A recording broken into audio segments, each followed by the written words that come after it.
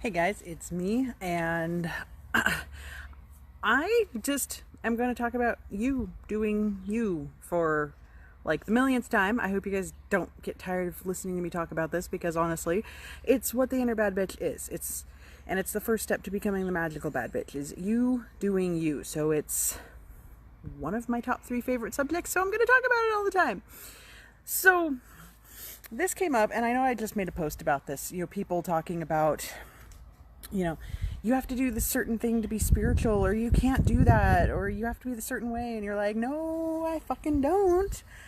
And like I said, like swearing. I mean, we just went through this recently that somebody came in, not into this group, but onto my personal profile and was like, your arguments would be way better, better presented without all the profanity. And I'm like, you're cute, get fucked. Because I'm going to talk the way I want to talk, and you don't get to come on my personal profile. My personal profile. It's not my business page. It's not even my group. My personal profile. And tell me how I should present myself and how I should speak. No.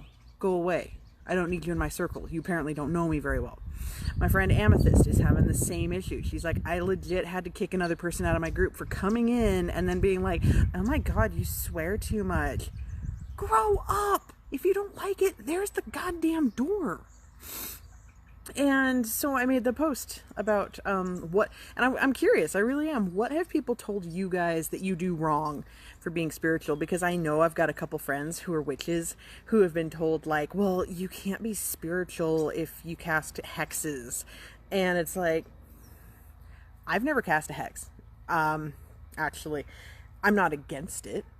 I've just never actually reached the point of feeling like it was worth my energy to do it. But I know I've got friends that do it. I'm like, no judgment. I don't know your situation. I don't know what you're going through. I don't know what what personal hell that person's put you through. I don't care. But people want to get on that little love and light high horse. And it's like, no, that's not the way this works. That's not how any of this works. And one of the things that has made people a little bit nuts with me is the fact that, I like guns. I like weaponry. I am rarely without something on my person because I know how fucking insane the world is. I was raised by a cop who saw the worst of the fucking worst of humanity, and he has always looked at me and gone, do not be a victim. Do not. And, that's, even Christians have given me that, and that's why I quoted that earlier, that I'm like, Jesus said, supposedly, according to the Bible, Jesus said, if you don't have a sword, sell your cloak and buy one. Your safety and the safety of those around you and your loved ones is your personal responsibility. And I honestly believe that. I don't expect everyone to agree with me. I don't need everyone to agree with me. Some people are just terrified of guns. I understand that. Some people think that it's more spiritual to just trust that the universe has your back or that God's going to protect you. I understand that, but that's not my path. But I have had people demonize me for that. Like, oh my God, you're a terrible person. And I'm like, fuck off.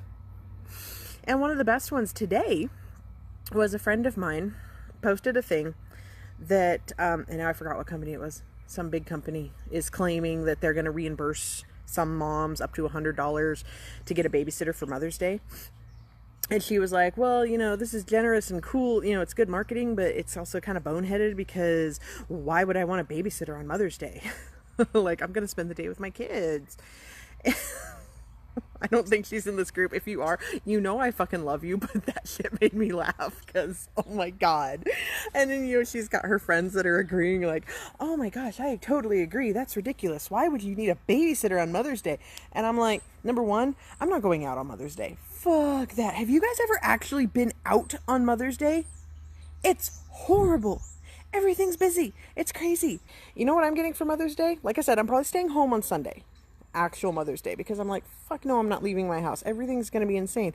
But you know what Corey's gift to me is for Mother's Day? A day off. I'm not going anywhere with my kids this Mother's Day. Now, if I could get together with my mom and maybe make a craft with the boys on Sunday like that might be fun. But we'll probably do that Friday because she's going to have them on Friday anyway.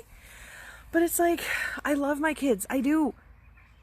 But my idea of a Mother's Day is getting them away from me for a minute. Like, appreciate the shit I do for you guys and give me a fucking day off because you guys are nuts. And during that day off, I get to go with my mom. And you know, it's one of those things that my mom is in very good health. My mom is hale and healthy. Both my parents are, thank God, especially with my dad being a cancer survivor. But I don't take that for granted, that my parents are in their early 60s. You know, we all have an expiration date. And so the opportunity to take my mom out, who has raised her 4 children and who raises my boys 2 days a week so that I can work, the opportunity to take her out and to do things with her. Guys, I introduced this woman to sushi because my dad will not try new things. You know, my dad is very like, oh, what are you doing out here in your PJs? The child has arrived. So that's a big thing for me, to be able to take my mom out, to take her to do things that she wants to do that my dad doesn't really want to do. You know, I can take her out to sushi. You know, we can go up to the big city that's about an hour and a half north, you know, the capital of Idaho. And we can go to World Market, and we can go do the stuff that we can't do here. So that's my thing. Like, some people just cannot imagine, you know, their Mother's Day gift being a day off. And I'm like, that is my ideal Mother's Day gift, is give me time to breathe with my mom. Because normally my mom is the one giving me time to breathe. So it's like, no. For Mother's Day, I want to do me for a day. I want to go shopping. I want to go to sushi. I want to just not deal with my kids. I love you, baby. I love you. But I need time off sometimes. So, and you know, a couple of years ago, I think I might have felt some shame about that. Like, other people being like, "What? Don't be annoying." You know, some shame over, you know, am I a bad parent for not wanting to spend Mother's Day with my kids? Am I a bad parent for wanting a day off? Yeah. And now I'm just like, I don't give a fuck. It's who I am. I need time off. I need that time to regain my sanity. Maybe I'm just not as maternal as some moms, because the mom that posted this thing originally that was like, you know, why would you want Mother's Day off from your kids? God, she's got 10 kids. And I'm like, like, dude, like, I can't even imagine. I can't imagine having 3. That's why we're not having any more kids. So the point of this is just, do you. That's always my point. It's always and always my point. You have to do you. You have to do the things that make you happy. And you can't let people tell you that you're wrong for it. You can't let people tell you that you're a bad person. You can't let them tell you you're not spiritual enough because you cuss, or you like guns, or you don't want to spend Mother's Day with your kids. You'd rather go get a massage. It's okay. And here's the thing. You can't expect everyone to agree with you. I don't expect everyone to agree with me. I have die-hard anti-gun friends. I do. But we can respect each other because we're doing things based on the knowledge that we have. And we can respect each other for having our reasons, for doing our research. You will find your tribe. Your tribe doesn't always have to agree with you. But when you are honest about how you feel about things, you will find your tribe. And you will weed out the people who don't agree with you, like to the point that they're like, I cannot even look you in the eye and respect you for feeling this way. Okay, cool. There's the door. Because we are so conditioned in this society, like, you have to be nice to everyone. And we can't ruffle any feathers, and we can't offend anyone. You know what? Fuck that. We don't all need to be friends. Never in the history of humanity has everyone been friends. And I don't know why it's such an expectation put on us now. And the first step toward being your inner bad bitch is being perfectly honest about who you are, what you want in life, and what you're not willing to accept. I'm not willing to accept that I have to drag my kids out to Mother's Day brunch on Mother's Day. Hell no. I am not willing to accept that it is my job to make everyone comfortable. Actually, it's my job to make people uncomfortable. And I don't want to say lost a couple friendships recently, but I have had some deterioration of a couple friendships. Like, it's gone from being a close friendship to almost back to acquaintanceship, because I have been perfectly honest with people about how I felt. And it's like, that's my job.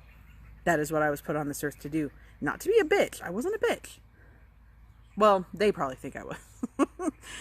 But I was not put here to mince words. I really wasn't. And I've been doing it too much. So that is my thing. Do you. That is the first step to being your inner bad bitch, to manifesting that part of you. And you have to find your inner bad bitch before you can truly unleash your magical bad bitch.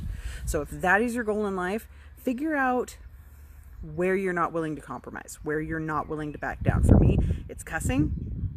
and self-defense. I am allowed to do that, and homeschooling, and not being shamed into being like, oh my god, my boys are the best thing ever and I couldn't imagine a minute without them. Yeah, I can. I enjoy my minutes without them. I also miss them when they're not there, but I enjoy it too. And roll with it. You'll find your people. You'll find the people that like you. You'll find the people who disagree with you and still like you. It's okay. So, that is my rant for today. Thank you guys for listening. As usual, I talked way more than I really meant to, and I'm going to stop apologizing for that because apparently that's just how these roll. So, I want to know what you guys think. Either you can comment here or you can comment on the other post I made. I'm curious. What have people told you that like you can't do that and be spiritual? And I am also cooking up a new freebie.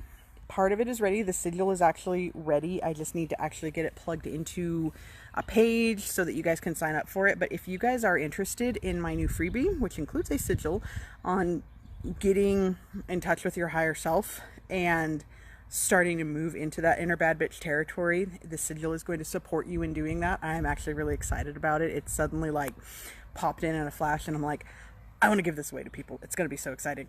If you guys want that, either PM me or you are welcome to drop an emoji or whatever below. Yeah, drop an emoji below, because if you just comment, I'm going to be like, did you want it? Did you not want it? So drop an emoji below or PM me and I will give you the information on that as soon as it's ready, which is what I'm going to go work on right now. So thanks again, guys, for listening, watching, and I will talk to you very, very soon.